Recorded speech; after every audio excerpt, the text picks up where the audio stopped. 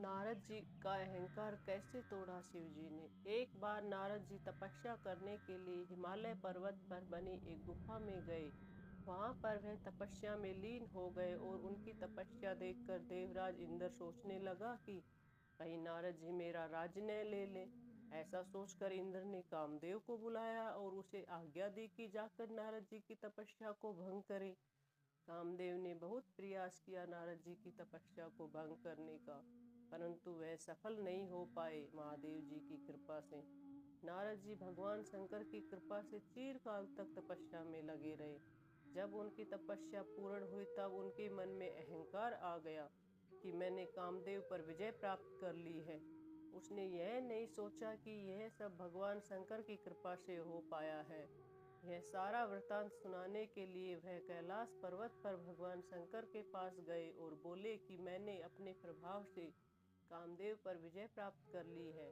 यह सब सुनकर भगवान शंकर ने नारद जी से कहा कि यह सिद्धि संबंधित वृतांत सर्वथा गुप्त रखने योग्य है। इसे कभी किसी के सामने प्रकट नहीं करना चाहिए।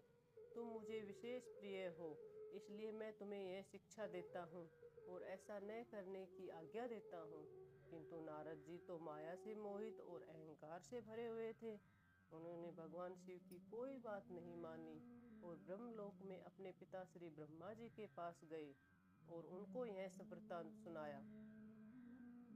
ब्रह्मा जी ने भगवान शिव के चरणारविंद का चिंतन किया और सारा कारण जानकर अपने पुत्र से यह सब कहने से मना किया, परंतु नारद जी ने उनकी भी एक न सुनी और विष्णु भगवान के सामने जाकर वह सब कहने लगे।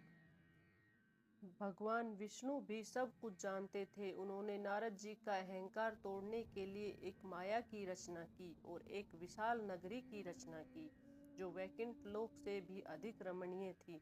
नाना प्रकार की वस्तुएं उस नगरी की शोभा बढ़ाती थी। वहाँ शिलानिधि नामक ऐश्वर्यशाली राजा राज्य करते थे।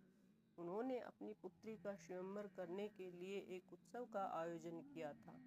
ऐसी सुंदर कन्या को देखकर नारद जी के मन में उस कन्या को प्राप्त करने की इच्छा जागृत हुई और वह मन ही मन सोचने लगे कि मैं किस प्रकार से इस कन्या को प्राप्त करूं। और ऐसा विचार करके वहां से भगवान विष्णु के पास गए और उनसे जाकर अपने मन की बात कही और कहा कि भगवान आप मुझे अपना रूप दे दीजिए। भगवान विष्णु ने कहा ठीक है, तुम मुझे विशेष प्रिय हो, मैं तुम्हारी हित साधना करूंगा। और ऐसा कहकर भगवान विष्णु ने नारद जी को मुख तो वानर का दे दिया और शेष अंगों में अपने जैसा रूप स्वरूप देकर वहां से अंतर्धान हो गए। भगवान का मनोहर रूप प्राप्त हो गया समझकर नारद मुनि बड़े हर्ष के साथ शिलानिधि राजा की स्वयंवर सभा में चले गए और प्रसन्न मन में सोचने लगे कि मैं भगवान विष्णु के समान रूप धारण किए हुए हूँ, अतः वह राजकुमारी अवश्य मेरा ही वर्ण करेगी, दूसरे का नहीं। मुनि श्रेष्ठ नारद को यह नहीं पता था कि उनका मुंह कितना कुरूप है। सभा के राजकुमार आदि कोई भी उनके रूप परिवर्तन के रहस्य को न जान सके। वहां नारद जी की रक्षा के लिए भगवान रुद्र के दो पार्षद आए थे जो ब्राह्मण का रूप धारण करके उनकी रक्षा करने के लिए थे। वह जानते थे जब राजकुमारी ने उनको वर्ण के रूप में नहीं चुना तो वह अत्यंत क्रोधित हो गए। तब उन रुद्रगण ने कहा, नारद तुम व्यर्थ ही कम काम से मोहित हो रहे हो और सौंदर्य के बल से राजकुमारी को पाना चाहते हो। अपना वानर के समान घृणित मुंह तो देख लो। उन्होंने दर्पण में अपना वानर का जैसा मुंह देखकर वह क्रोध से जल उठे और तुरंत भगवान विष्णु के पास गए और भगवान विष्णु को बहुत भला बुरा कहा और उन्हें श्राप तक दे डाला। तब महालीला करने वाले शंभु ने अपनी विश्व मोहिनी माया को, जिसके कारण ज्ञानी नारद मुनि भी मोहित हो गए थे, वापस खींच लिया। उस माया को खींचते ही नारद पहले की तरह शुद्ध बुद्धि से युक्त हो गए और उन्हें ज्ञात हुआ कि उन्होंने जो अहंकार किया था वह गलत था।